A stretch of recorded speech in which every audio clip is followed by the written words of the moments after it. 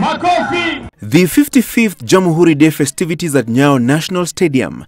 Tuendelee kumkaribisha. The 6th time President Uhuru Kenyatta led the nation in marking the Independence Day and taking stock of the strides made in eradicating the 3 ills that fueled the liberation struggle: disease, ignorance and poverty. But Kenya at 55 is grappling with one main malady: corruption. To those engaged in fraud and abuse of office, I plead with you once again to listen to me keenly. You can run, but you will never hide. We will catch up with you and make you pay dearly for every coin stolen from Kenyans. A recent purge on graft, netting several big fish, among them top ministry officials and parastatal heads, sparking anxiety in the civil service. Individuals who may have thought they were untouchable are now facing the full force of the law.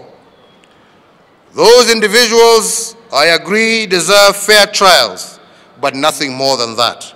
But Kenyatta thinks the judiciary was the weak link in the fight against corruption and turned the hit on Chief Justice David Maraga, whose deputy Philomena Mwilu is in the list of high-profile personalities facing graft and abuse of office charges.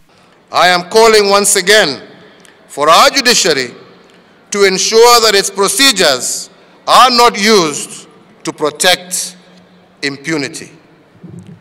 Kenyan spirits are dampened when we witness suspects released on ridiculously low bail terms. The raging graft war triggering claims of selective prosecution and allegations of political and ethnic profiling, alleged loss of billions of shillings at Kenya Power and Lighting Company, Kenya Pipeline, National Cereals and Produce Board NCPB, National Youth Service NYS, and National Health Insurance Fund NHIF, headlining the renewed fight against corruption. It is time for you to say enough, be it to a policeman or a governor, a clerk, a cabinet secretary, a judge or a politician. Nobody entrusted to hold public office has the right to demand a bribe from you or to squander what you have all earned hard from the sweat of your brow. But critics have insisted that hauling corruption suspects to court was not enough. Recovering the looted public resources should be the main focus. We have signed bilateral mutual legal assistance agreements with a number of countries in the world, which is making the world a very small place for corruption kingpins.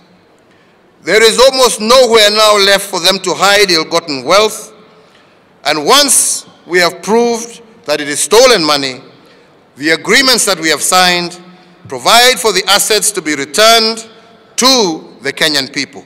And even as the corruption broom sweeps across the national and county governments, Kenyatta wants Kenyans to play an active role in slaying the graft dragon. Report incidents of corruption to your local Directorate of Criminal Investigations. And if they do not listen, report to your nearest Ethics and Anti-Corruption Office. And if they don't listen, give the information to the media, to civil society, actors, to unmask these people. A national anti-corruption forum is scheduled for next month, where stakeholders will convene to explore the most effective ways of achieving the ever-elusive win in the fight against mega-corruption.